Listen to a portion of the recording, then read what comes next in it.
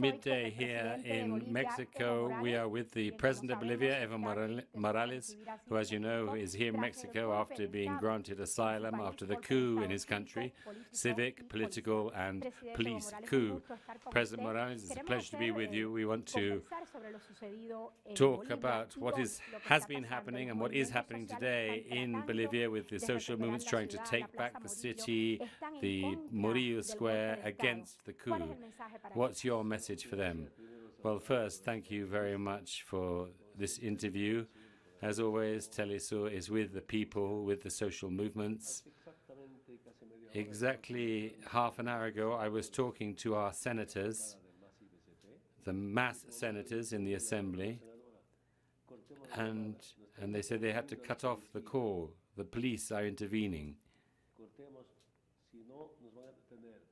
Otherwise, they are going to arrest us. So the police were intervening in the meeting of our senators. That is the extreme to which the police violence is reaching in Bolivia. This is like the old military dictatorships, and what's more, they have the Bible in their hands. But tanks in the streets, helicopters, dropping tear gas, as we saw a couple of days ago. I want the people of Bolivia to know, and the people of the world to know, that we have been aiming to try to avoid violence. We have provided a lot of equipment to these two important institutions, to the police, to protect citizens, and the other to defend the country. And now they are using weapons against the people. In my own experience, with bullets and weapons, you will never solve the demands of a movement. Whether it's a social movement, a trade union movement, a movement of the poor. So they've just informed me 30,000 people in an Alto have been mobilized. You can't stop them with bullets. And in other departments, there are movements. This is a spontaneous uprising. It's automatic. But I am asking for peace. We want to end violence. But they have provoked us.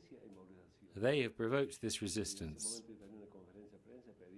In my media conference earlier, I called for dialogue with all the different sectors and actors to pacify Bolivia. Because what most troubles me is that with all we've done in Bolivia, with economic development, with social development and social programs for the poor, all that we have built, they are now destroying. I don't know how this will end, but it has to end as soon as possible so people can retake up their normal activities, their daily work, transport, drivers who can't pay their rent, they can't pay bank loans.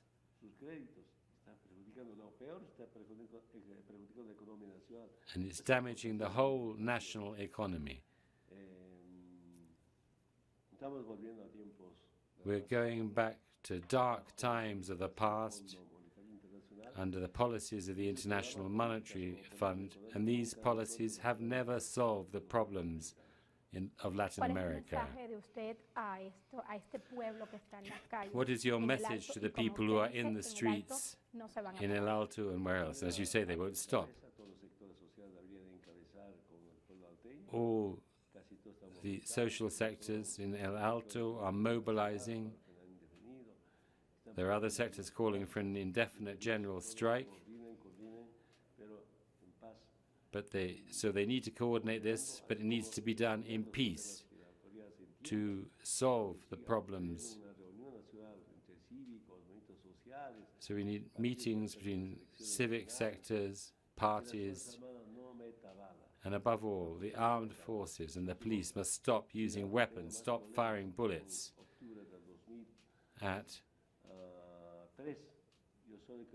In October 2003, we saw violence like that, and I resigned to prevent that kind of violence. On Saturday and Sunday, there was nobody killed. We managed to avoid that. They demanded our resignation, and we resigned to stop any more violence, to stop the attacks on my brothers and sisters, trade union leaders, local authorities, ministers. And what happened? They go to the house of a family, a member of the mass or a trade union leader, and they say, if your dad, they say to the children, if your dad doesn't resign or criticize Evo, then we'll burn down your house with everybody in it. These are like paid killers.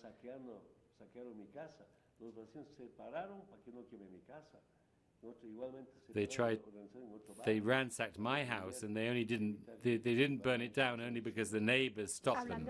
Okay, gracias. Talking about your home, your family, how are your family? Are they safe? They have certain security. They're in an embassy. We're looking at how to get them out. Obviously, they have difficulty communicating. They're frightened. But we need to solve the problems in Bolivia. When did you know that the coup d'etat was really culminating? When did that become clear? Well, the coup really started the day after the elections. The elections were on the 20th of October, and when they lost, they were losing, they called for mobilizations against fraud. And they used the argument of fraud to develop the coup, a conspiracy. They used the Bible to promote their coup, praying. And then they shout, Evo, you bastard.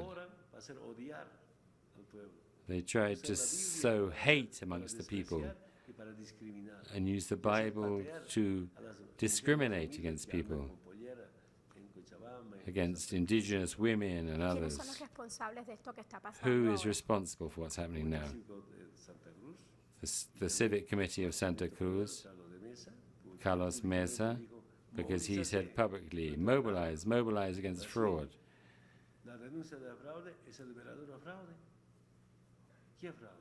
But what fraud?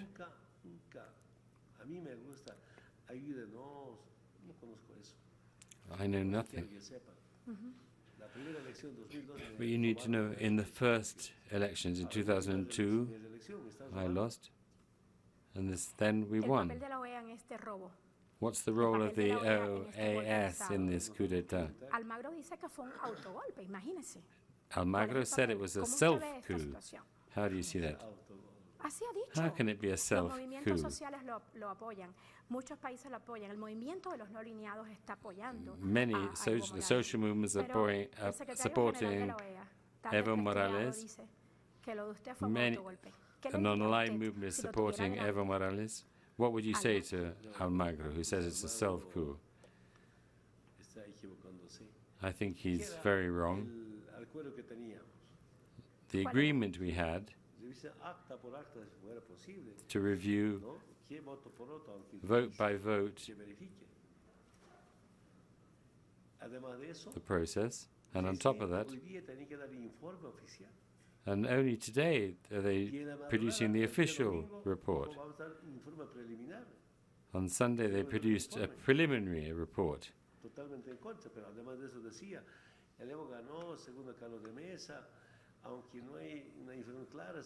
They said Evo won, but it wasn't clear that he won the first round. So we took the decision to call for new elections. So that shows it was a political decision by the OAS, not a technical decision. They also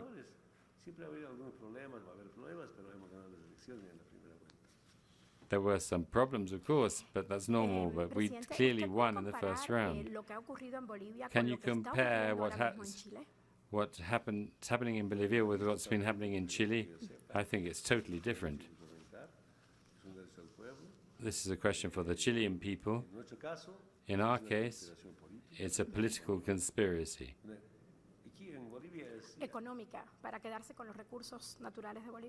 To take Bolivia's natural resources? Yes, of course. They want to sell off the resources, to invite back the transnationals to take control of our natural resources.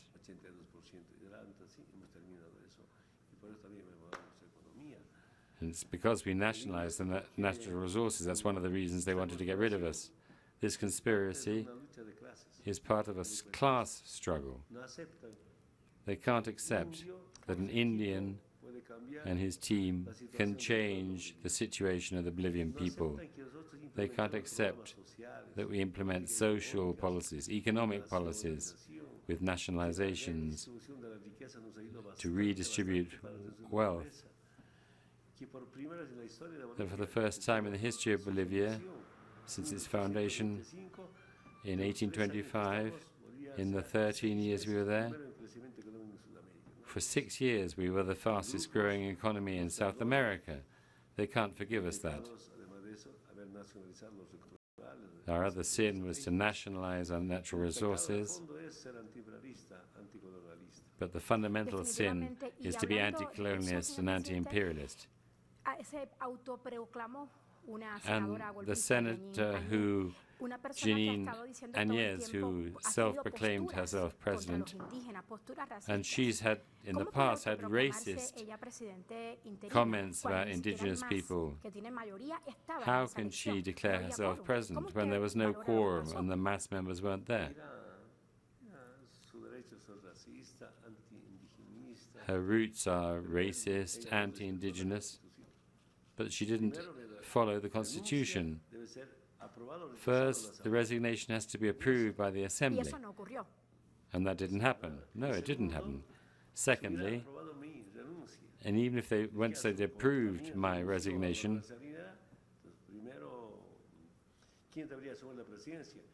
who should then assume the president? The president of the Senate. And if they resent, then the president of the lower house. That's the line of succession. She is second vice president of the Senate, who is self-proclaimed herself president, and the United States are recognizing him. Britain has recognized him. So that's the coup comes from the United States. So the United States comes from the United States. Great Britain has recognized her as well. There's the Senator La Guaidó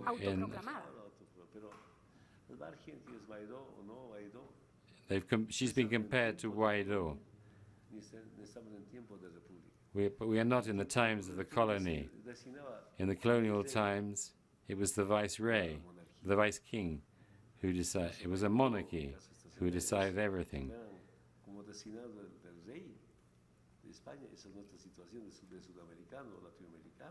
That was our situation.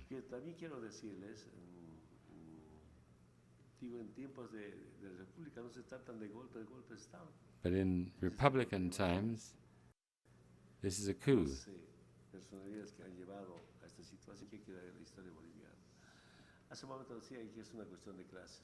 So this really is a question of classes. When we're changing Bolivia, the police mutiny and promote a coup. On the 29th of October, they tried to consummate the coup. Then, in the first week of November, the police joined in. Do you think the document of the OAS was a key moment in promoting the violence? I want you to know. in the agreement we had,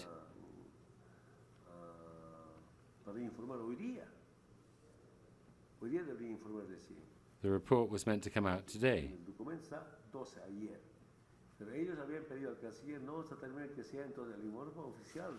But Wednesday, the 13th of November, said they were going to publish the report. And then Sunday on the morning, they said it was already ready, the preliminary report. A preliminary report which recognizes that we won, but according to the US, if we didn't win in the first round, then we should have gone to a second round or new elections.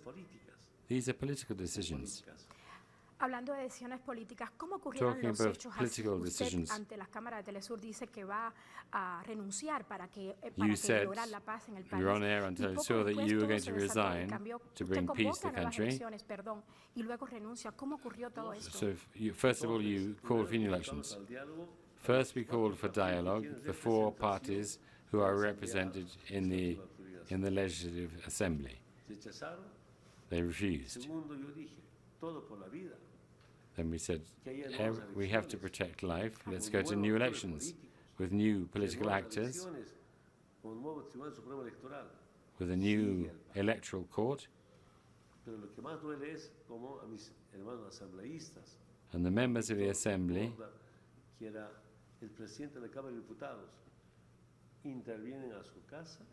were threatened.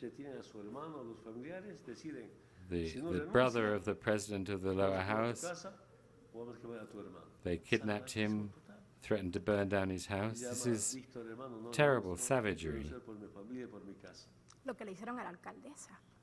And what they did to that mayor.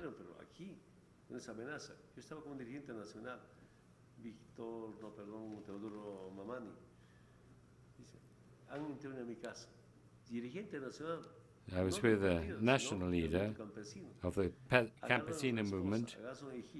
They took his wife, his daughter.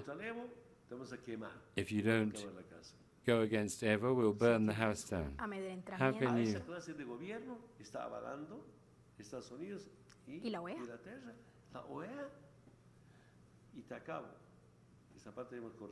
And this part is important. The day, the audit that was meant to be published today, in the dawn of Sunday, they said the preliminary report was already ready. But the world should know. I spoke personally. This will lead to confrontations and deaths. This is your responsibility, OAS.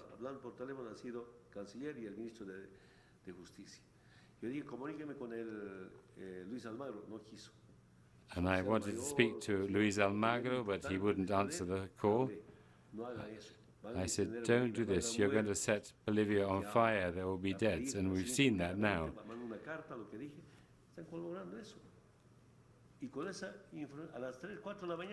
At 3 or 4 in the morning, they published it on Twitter. They didn't even say there was fraud, but asked for new elections.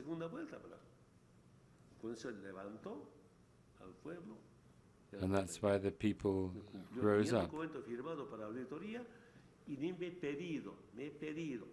They didn't even ask. I asked them not to do that. Any international organization has to respect the norms and sovereignty of the country.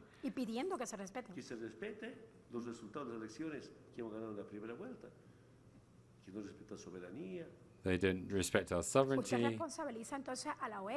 Do you hold the OAS responsible as well? They are also responsible.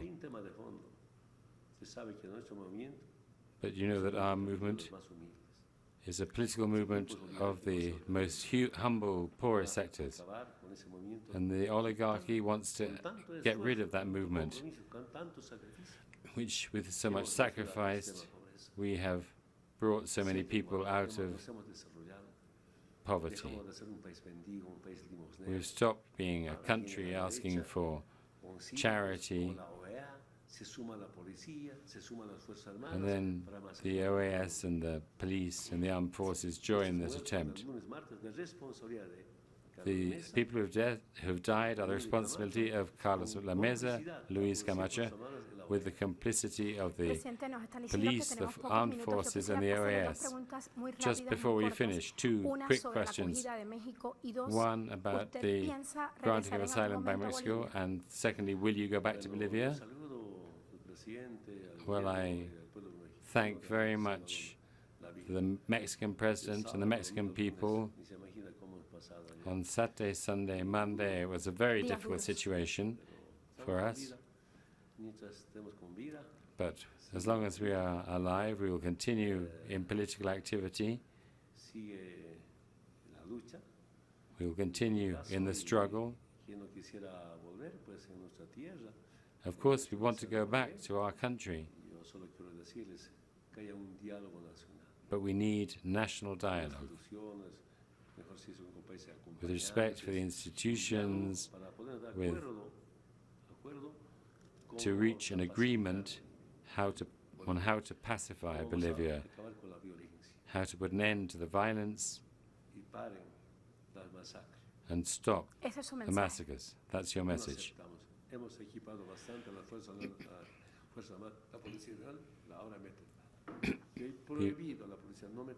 We made a mistake with the police and the armed forces last Sunday and Saturday.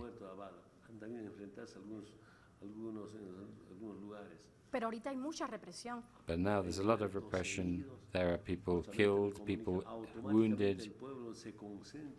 The people are mobilizing spontaneously. This is automatic. I only saw that in 2002, 2003. In spite of the repression, people are in the streets. What do you say to those people? Take care of your lives. Don't risk your lives. Demand dialogue to the right, to the opposition. I say, don't use bullets. And to the armed forces, don't use your weapons. Don't use helicopters. How can you understand tanks in the streets? What's happening? The commanders have lost their sense of humanity. It's difficult to understand how they can do this. Do you think they are receiving instructions from somewhere else? They just won't accept an Indian as president. They won't accept our social programs, our economic policies with nationalization. And they don't forgive me that the Indian people are anti-colonialist and anti-imperialist. Thank you very much. Thank you very much, Mr. President, for this interview, for your view on what's going on in Bolivia now. And we lent with this message that President Morales is asking for national dialogue and stop massacring the people. No more bloodshed. Don't use bullets to kill the people.